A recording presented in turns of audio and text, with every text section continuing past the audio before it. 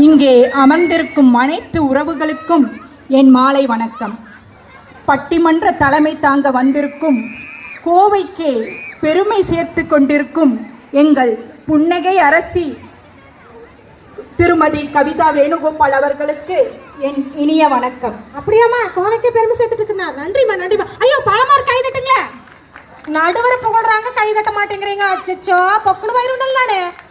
Thank you madam, thank you thank you. நீங்க கண்டிப்பா பண்ணுங்க. நடுவர் அவர்களே, இன்றைய தலைப்பு என்ன? அம்மா, இங்க வந்தா தலைப்பு கேட்கறீங்களா? இல்ல, உங்க மூலமா தெரிஞ்சுக்கணும்னு ஆசைப்படுறீங்களா? மாணவர்களின் முன்னேற்றத்துக்கு பெரிதும் காரணமாக இருப்பது பெற்றோர்களா ஆசிரியர்களா? கண்டிப்பா பெரிதும் காரணமாக இருப்பவர்கள் பெற்றோர்களே என்ற தலைப்பில் பேச இருக்கிறேன். சிறப்புமா, சிறப்பு. இப்போ நம்ம எதிரணியில 2 பேர் இருக்கிறாங்க.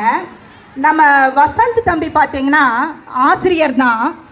ஆனால் முக்கியமான விஷயம், அவருக்கு இன்னும் கல்யாணம் ஆகலை. சப்போஸ் கல்யாணம் ஆகியிருந்தா ஒரு தந்தையா கண்டிப்பாக எங்கள் அணியில் வந்து தான் பேசியிருப்பார். இன்னொரு முகில் சிவராமனுக்கு பாவம், வேற வழியே இல்லை. ஏன்னா தலைப்பை கேட்ட உடனே நானும் ஆனந்தியும் இந்த தலைப்பு தான் பேச போகிறோன்னு முடிவு பண்ணிட்டோம். வேற வழி இல்லாமல் இன்னொரு தலைப்புகளை பேசுறதுக்காக முகில் சிவராமனுக்கா அங்கே உட்காந்துட்டு இருக்கிறாங்க. இந்த விஷயம் எனக்கு தெரியாம போச்சு. சொல்லுங்கம்மா, சொல்லுங்க. இப்போ உங்க எல்லா பெற்றோரின் சார்பாக நான் பேச வந்திருக்கிறேன். அதனால உங்க ஆதரவை கண்டிப்பா நான் எதிர்பார்ப்பேன். இப்போ தலைப்பு வந்து மாணவனின் வளர்ச்சிக்கு. அப்போ மாணவனின் வளர்ச்சினா என்ன? வளர்ச்சி என்பது அறிவு சார்ந்த விஷயம் மட்டும் கிடையாது. உடல், மனம், அறிவு, திறன், இது 4மே வளர வேண்டும். இந்த 4ம் வளரக்கு ஒரு சரியான வழிகாட்டி கண்டிப்பா நம்ம பெற்றோர் தான் நடுவர் அவர்களே. கண்டிப்பாமா. இப்போ நம்ம பெற்றோர்னு சொல்லிட்டோம்னா ஒரு குழந்தை பிறந்த உடனே அந்த குழந்தைய பற்றி, அந்த எதிர்காலத்தை பற்றியே யோசிக்க ஆரம்பிச்சிடுறாங்க.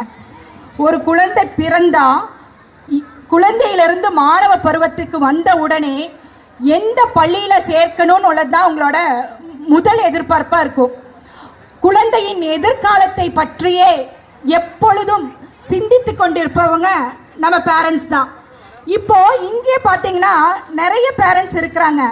அதில் பாதி பேர் பட்டிமன்றத்தை கவனிக்கிறாங்க. ஆனால் நிறைய பேர் ஏதோ ஒரு யோசனையில் இருக்கிறாங்க. என்ன யோசனைனா, அவங்க குழந்தைங்க இங்கே ஏதாவது ஒரு ப்ரோக்ராமில் ஜாயின் பண்ணியிருப்பாங்க.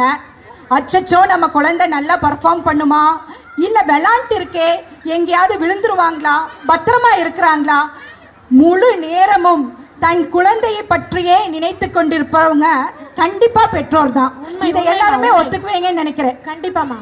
நிறைய பெற்றோர்கள் தன்னோட குழந்தை எப்படா டான்ஸ் ஆடுறக்கு வரும், எப்போ அவங்களுக்கு கைதட்டல் கிடைக்கும், எப்போ அவங்கள ஃபோட்டோ எடுக்கலாம், அவங்களோட இதையவே பார்த்துட்டு ஒவ்வொரு இடத்துக்கும் ஒவ்வொரு கடைக்கு எங்கெங்காவது போகிறாங்களான்னு பார்த்துட்டே இருக்கிற பெற்றோர்கள் நிறைய இருக்கிறாங்கம்மா. இப்போ இந்த காலகட்டத்தில் பார்த்துட்டீங்கன்னா காலையில் நீங்கள் பார்ப்பீங்க, அவங்கெல்லாம் ஆமா ஆமாங்கிறாங்க. அவங்க கிட்ட மைக் இல்லாதனால நம்மளுக்கு கேட்க மாட்டேங்குது. எல்லாம் எவ்வளவு ஃபுல் சப்போர்ட்டுமா, பூரா பேரண்ட்ஸை கொண்டாங்க. தைரியமா பிச்சு அதரங்கம்மா. நன்றிங்க, நன்றிங்க. ரொம்ப ரொம்ப ரொம்ப நன்றி. பைக்ல பார்த்தீங்கன்னா பெரிய பெரிய தடியோட சில பேர், ஒயிட் ட்ரெஸ் பெல்ட்டோட சில பேர் நிறுத்தி எங்க போறீங்கன்னா, தடியோட போறவங்க எல்லாமே நாங்க சிலம்ப கிளாஸ் போறோம்னு சொல்றாங்க. ஒயிட் ட்ரெஸ் போட்டவங்க நாங்கள் கராத்தே போகிறோம், யோகா கிளாஸ் போகிறோம், ஃபுட்பால் கிளாஸ் போகிறோம், பாட்டு கிளாஸ், டான்ஸ் கிளாஸ். இப்படி தன் குழந்தைக்கு என்ன திறமை இருக்கிறதோ அதை கண்டிப்பாக வெளிக்கொண்டு வர வேண்டும் என்று ஒவ்வொரு பெற்றோரும் கண்டிப்பாக பாடுபடுறாங்க. காலையில் கண் விழித்த உடனே நைட் தூங்குறதுக்கு முன்ன வரைக்கும் அவங்கள பற்றி அவங்க யோசிக்கிறதே இல்லை. ஃபுல் டைம் அவங்க குழந்தையோட வளர்ச்சி அதை மட்டும்தான் யோசிக்கிறாங்க. இது வேற எவருனாலுமே பண்ண முடியாது. இப்போ ஸ்கூல்ல நிறைய சப்ஜெக்ட் இருக்கு, நிறைய சப்ஜெக்ட் டீச்சர்ஸ் இருக்கிறாங்க. மேக்ஸ், தமிழ் எல்லா டீச்சர்ஸும் வராங்க. ஒரு டீச்சர் லீவ்னா இமீடியட்டா சப்ஸ்டியூட் போட்டுருவாங்க. ஆனால் 365 நாட்களும் சப்ஸ்டியூட் இல்லாமல் குழந்தைக்கு கற்றுத்தரும் ஒரே டீச்சர் அம்மா தான். சபாஸ் சபாஸ், உண்மைமா. நன்றி. இப்போ அம்மாக்கள் எல்லாருமே டபுள் டிகிரின்னு சொல்லிக்க முடியாது.